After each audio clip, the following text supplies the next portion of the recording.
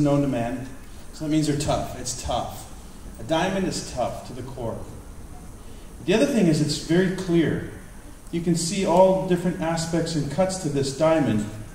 What I think that clarity represents is the clarity and the conviction of their clarity when it comes to why they're here and what they're doing. And then, of course, there's that beautiful shine, where they just reflect light purely, perfectly. And everything that this diamond represents, that I've been speaking about, I truly, truly believe is embodied in this individual. I've known Maggie for 18 years, since she's been in Nikan almost as long as I have. She has been a solid foothold and footing, and now an incredible light in the Canadian marketplace, Vancouver, as her business is now stretching globally. Please help me welcome to the stage Nikan's newest diamond, Maggie McKee.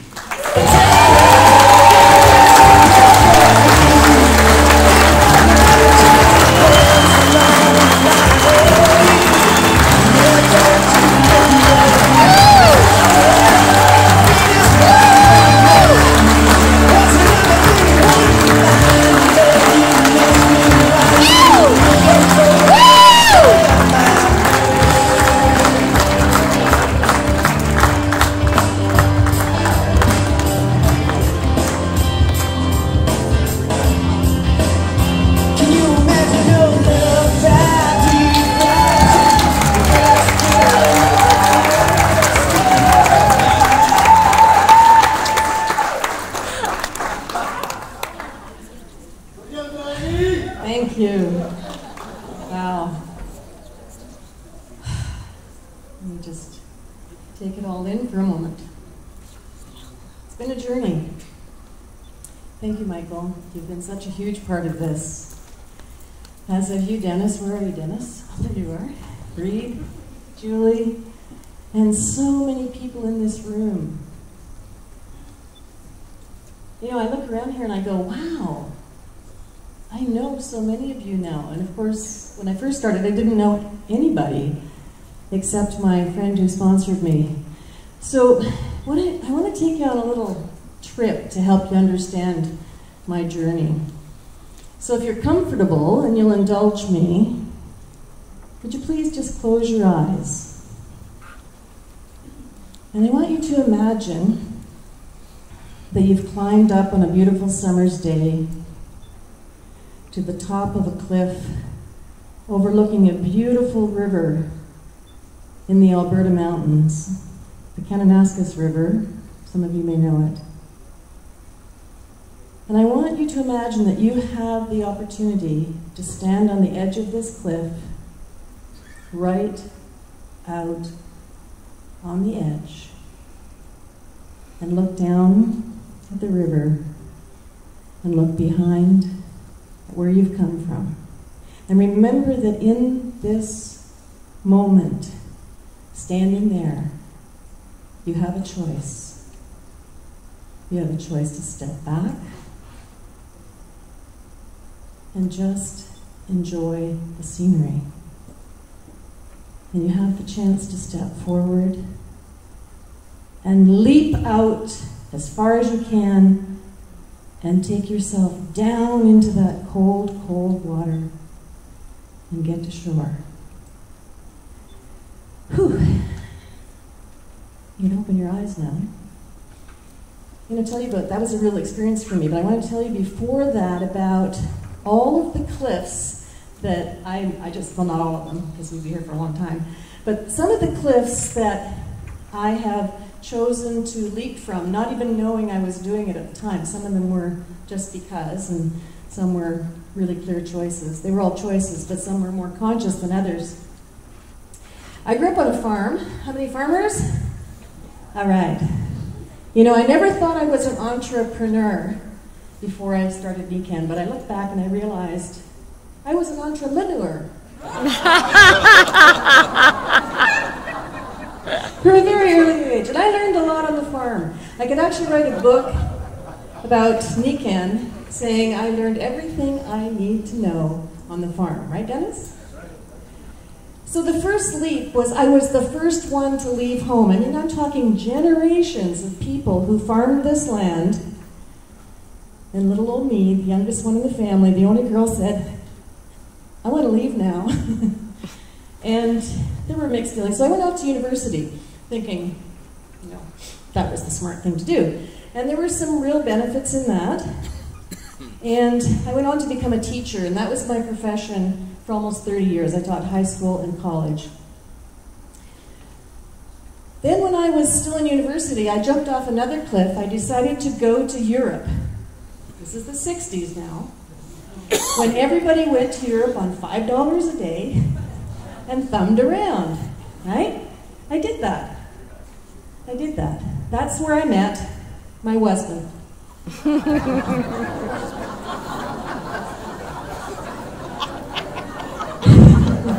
We were married for 27 years, and believe me, that was one of the biggest cliffs I ever jumped off. But I'm a loyal person. I saw it through as far as I could.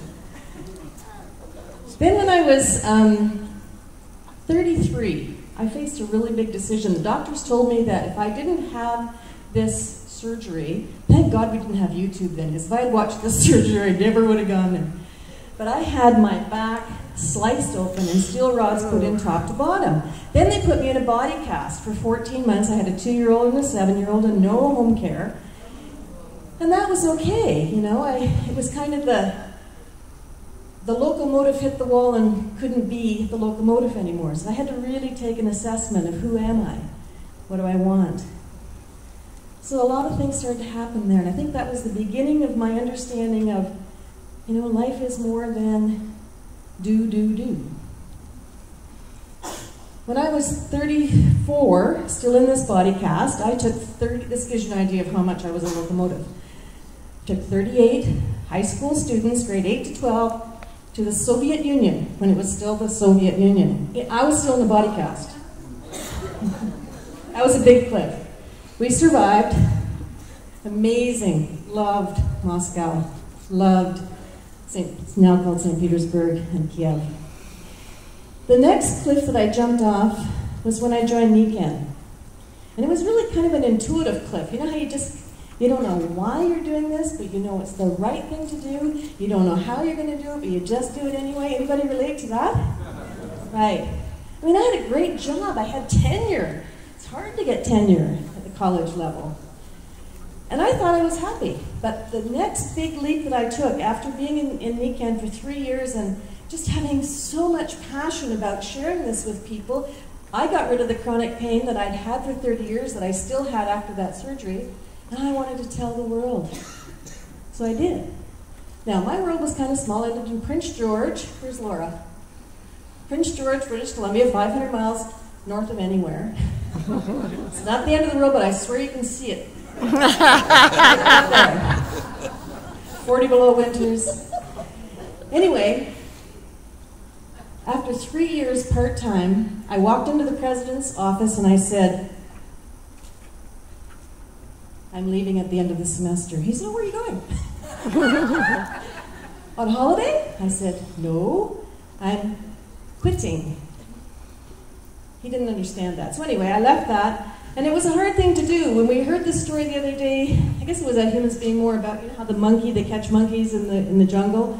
They carve out the coconut, put the goodies in there, and the monkey puts the hand in and grabs the food, but can't get the hand out, right? Well, that's what I had been like for 27 years. Didn't realize it. Something about 27. I should look at that. Anyway, I opened my hand, walked out the door, and was scared to death. But I knew I'd done the right thing. That was a big cliff. I was 52 years old, and life was just beginning. Isn't that exciting? Then last year, I mean, the journey in McKee's, everybody has a different story. I don't think it matters how long you are at any level. It's who you become at every level. Just before my 65th birthday, 2 days before my 65th birthday, for those of you who are good at math, I was born in 1946, August 1st. You can figure out exactly the date. It'll keep you busy. Great year. It was a great year. So I went on this wilderness leadership event, a week, in the Kananaskis Valley. And I had the opportunity to stand on the edge of that cliff and leap into the water. And I'll tell you, it was a journey. I was getting ready for hip replacement, number one. I have steel rods in my back. I was about to become a grandmother the next day for the third time. And I was the only one over the age of maybe 45 that even considered doing that in this big group, right? Anyway, I got up there and I said, no, this is crazy, I'm not doing this. But you know why I did it? Because I had an accountability partner. It wasn't CJ, who's my accountability partner now, but my accountability partner coach said, a really good question. I want you to think about this in terms of any cliff in your life, whether it's Nikan or whatever. What will be different if you do this? It's one of the high-yielding questions, too. How will your life be different if you jump off that cliff? I said, I don't swim. You're not giving me a life jacket. It's 30 feet into freezing cold, rushing water. She said, yeah, so what? I said, yeah, right, so what? So I had this interesting conversation that really led me to getting to Diamond. I'm getting to that. I've got 27 seconds left. And I did it because I moved something.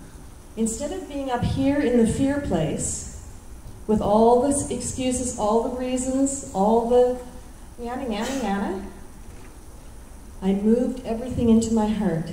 And I asked my heart, my spirit, I said, can I do this? And you know what I got? Hell yes!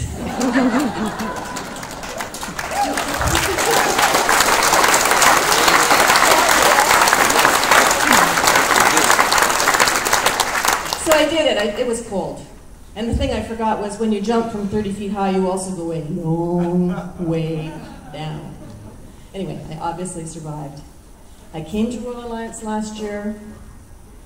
I sat in Reed's suite. Same suite, thank you, Reed, for having the same suite this year.